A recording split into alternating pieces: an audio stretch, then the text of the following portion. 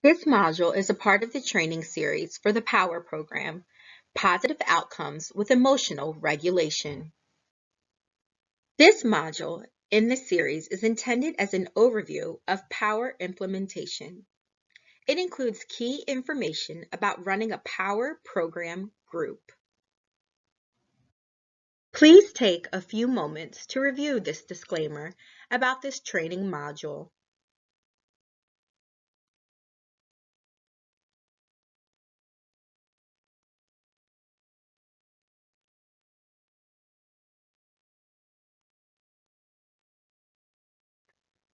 As mentioned in the introduction module, the POWER program is a 7-week cognitive behavioral group intervention for students in grades 7 through 12. Each group meeting is approximately 35 to 45 minutes long, with the intention that it can be completed in one class period. The POWER program is intended for students with or at risk for mental or behavioral health needs, including both internalizing and externalizing needs. This program is different from many group-based interventions for schools in that it can be implemented by any school-based professional and does not need to be implemented by someone with specific training in mental health. Briefly, we will discuss the materials that are needed to run a POWER program group. There are 4 materials needed to run the POWER program. These include the implementation manual, student book, challenge book, and handouts for teachers and parents. Let's start with the implementation manual. The implementation manual is intended for use by the program implementer. It includes an overview of the POWER program and some implementation tips. Then it contains detailed information about running each group meeting. In the implementation manual, you will find scripting for each group meeting and key information you will need to run the group. The implementer will need to bring the implementation manual to each group meeting to refer to throughout. The next material is the student book. You will need one student book for each student, as well as an additional student book as the implementer to refer to during each group meeting. The student book is used in each group meeting for activities and self-reflection. It contains worksheets, reflection prompts, and visuals to support group meeting activities. Each student is assigned their own student book to use during all group meetings. At the beginning of each meeting, you will hand out the student books and collect them at the end of the meeting. The reason for this is that we want to ensure that each student has the student book with them at each group meeting, and they do not forget or lose it. At the end of the POWER program, you will make a copy of the student's books and return the original to the student, so they have a copy to refer to after the group has ended. The next key material is the challenge book. Every group meeting includes a challenge at the end for students to complete over the course of the week. These challenges are very important because they encourage students to practice their POWER program skills in the real world. It is not enough for students to be able to show skills in group meetings alone. It is important that these skills generalize to the student's actual environment, such as the classroom, home, and community. All the challenge assignments are included in the challenge book. For every group meeting, there is one handout or form available in this resource that is intended to be given to students at the end of each group meeting. Each student does not get their own challenge book. Instead, you are to print copies of the challenge form and hand them out at the end of each session. The final material component of the POWER program is the adult handout. This resource is intended to be shared with important adults in the lives of students participating in the POWER program. People like parents, guardians, and caregivers, teachers, and other school-based professionals like related service providers. This resource shares general information about the POWER program in meeting sequence and ways that adults can support students in developing and applying new skills throughout the POWER program. It's a helpful overview sheet to learn more about the program. In this next section, we will discuss how each group meeting is structured and the core components of each group meeting. There are 7 core group meetings in the POWER program.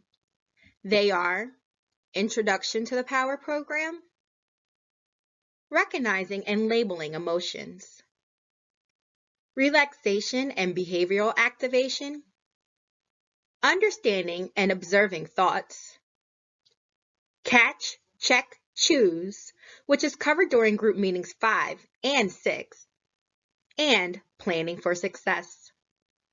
There is also an optional group booster meeting and an optional individual booster meeting. At the beginning of every group meeting, the implementation manual includes a group meeting at a glance overview for the implementer.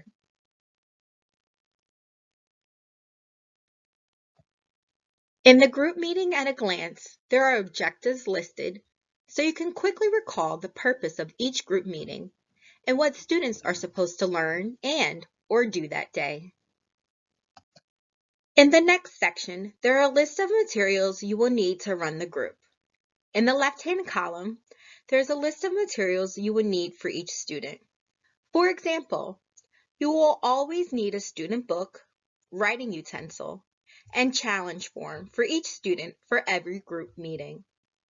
There may be other materials for each student that are specific to the group meeting as well, and they will be listed here. In the right-hand column, there is a list of materials for the group as a whole. For example, you will always need the agenda for that group meeting and the group expectations poster displayed for every group meeting. There are other materials you may also need to run the group listed here.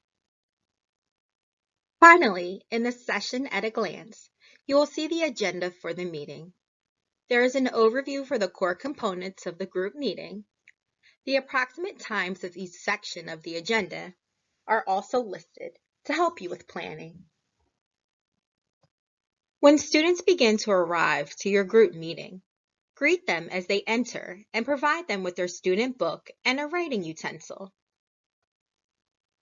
At the beginning of group meetings 3 through 7 and during meeting 2, you will prompt students to complete their self-monitoring form, shown here and on page 3 of the student book. During group meeting 2, students will identify their emotion goal, that is what emotion they want to decrease, and what emotion they want to increase. At each group meeting 2 through 6, students will rate how much of the week they felt those 2 emotions. This is helpful for students to reflect on their goals in preparation for your group meeting. It is also data you can use to see if the group is effective for students. More on this later in this module. At the beginning of most group meetings, you will review the expectations you developed in group meeting 1. It is recommended that you call on one student to lead this review. For every session, you will display the agenda for the group. This can be done by writing it on a poster or whiteboard, or projecting it on a smartboard. It does not matter the format of the agenda, just that everyone will be able to see it. You do not have to include the times on your agenda. Briefly walk through the agenda at the beginning of each group meeting. In all group meetings except the first one, you will review the challenge from the previous week. Each group meeting plan includes brief scripting to review the content of the previous week's group.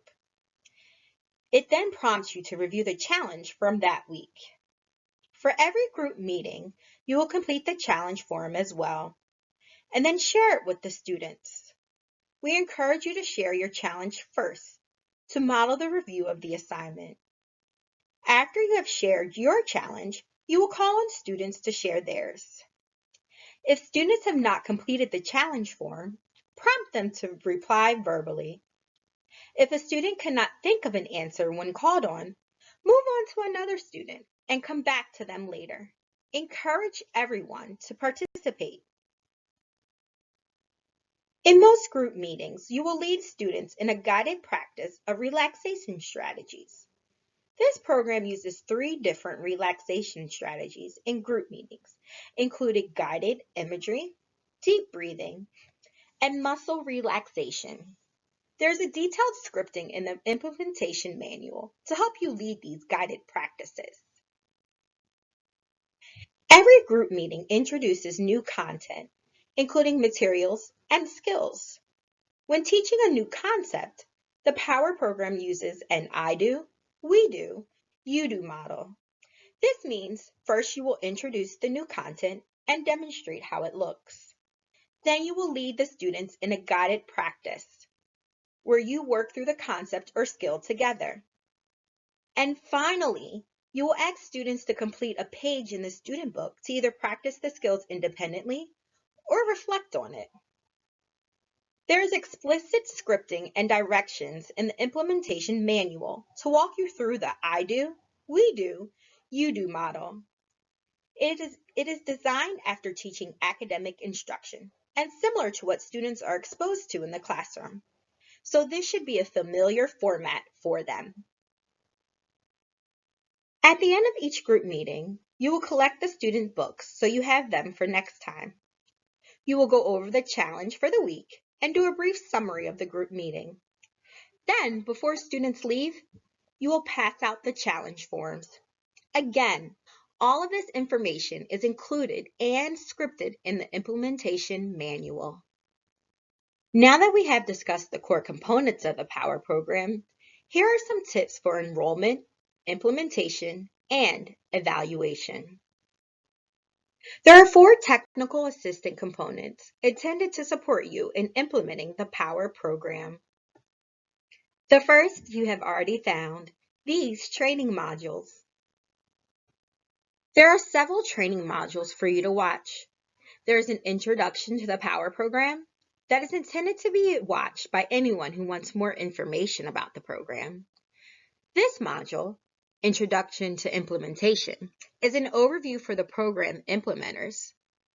There is 1 module each for each group meeting 1 through 7, and another module each for the optional booster group meeting and booster individual meeting. Finally, there is a module for data-based decision-making for the team at the school who is charged with monitoring Tier 2 interventions. When you watch the modules for each group meeting, it is recommended that you have the implementation manual and a copy of the student book available while you watch for reference. Prior to starting a group, watch each of these modules first to familiarize yourself with the content of the POWER program as a whole. Prior to each group meeting, you may want to watch the modules for that specific group meeting. As a refresher, these modules were designed to be relatively brief for this purpose. Another technical assistance component is the Data-Based Decision-Making Guide. There is a summary of data-based decision-making in the implementation manual, as well as an additional guide with more details that can be utilized by a team. When you are forming a POWER group, you will want to identify appropriate students who can benefit from the group. Students who show difficulties with regulating emotions, whether this is internalizing or externalizing mental health concerns, are appropriate for group. In addition, students with challenging life experiences that place them at risk for mental health needs are also appropriate for the POWER program. While this program was developed to be used for students at risk for a variety of mental health concerns, it is not appropriate for all students. Due to a strong cognitive component of this program, it is not intended for students with severe intellectual or developmental disabilities. It is also not intended for students in need of individualized supports, such as those with severe depression or anxiety. or those with violent and extremely aggressive behaviors. The Data-Based Decision-Making Guide includes recommended resources for identification, including universal screenings and referrals. All mental and behavioral health intervention programs must be evaluated for their effectiveness. This can be done through progress monitoring and outcome evaluations. As mentioned earlier, each session includes a progress monitoring component where your students rate their emotion goals for the week. The Data-Based Decision-Making Guide also includes information about additional progress monitoring methods that can be used. It is recommended at the outset and conclusion of the program an outcome evaluation be used. Again, the Data-Based Decision-Making Guide provides some examples of measures that schools may utilize for this program. The purpose of progress monitoring and outcome evaluation is to determine whether students have adequately responded to the program and what are the next steps for that student. The implementation guide also contains some tips for Power Program implementation, in addition to detailed scripts for each group meeting. Before you start a new Power Program group, work with teachers to identify a good time to hold group meetings. Ensure students are not consistently missing critical instructional periods or preferred periods in the day. You will also want to reserve a private, quiet place to hold your group meetings. This might be in an empty classroom, a school office, or a quiet area of the library or cafeteria. You will want this location to be private to help students feel comfortable talking about their feelings. You will also want this location to be quiet and free of distractions, so students can focus on instruction, discussions, and practice opportunities. Prior to each group meeting, communicate to students and staff when and where your group meetings will occur. Consider providing hall passes to students to remind them of the group meeting schedule. Arrange your group meeting environment for success by ensuring you have a desk or table space and seat for each student in your group, arranged in a U shape, with students facing in toward the middle of the U. This arrangement will facilitate group discussions and allow you to actively supervise students throughout your group meeting. Even if you already know the names of all your students in your group, using name tents can be helpful in two ways. First, students in your group might not know all the other participating students. Second, using tent names is an easy way to assign seats and communicate about seat assignments.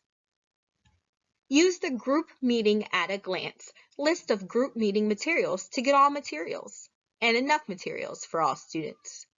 Ready to go before you starting your group meeting. As discussed earlier, to help yourself stay on track and help your students understand what each group meeting will entail, you will post the group meeting agenda in a public location. You will refer back to the group meeting agenda as you transition between activities.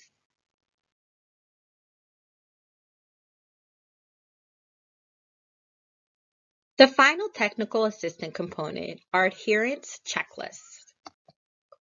The POWER program incorporates various empirically supported techniques that are strategically grouped and sequenced to promote student outcomes. When these techniques are not implemented or implemented as intended, the POWER program may be less effective or not effective at all. The POWER program adherence checklist can be used to monitor and evaluate intervention implementation. These checklists can be completed by POWER program group meeting facilitators as a self-assessment tool or by other school-based professionals as an observation tool. That takes us to the end of our module. You should now be able to describe the POWER program materials and core components. You should also be able to list the tips for enrollment, implementation, and evaluation. If you have further questions, please consult the POWER Program Implementation Manual. You should now plan to watch the module for the Group 1 meeting. This resource was developed by the Devereaux Center for Effective Schools and has been made available to you through the Substance Abuse and Mental Health Service Administration and the Northeast and Caribbean Mental Health Technology Transfer Center.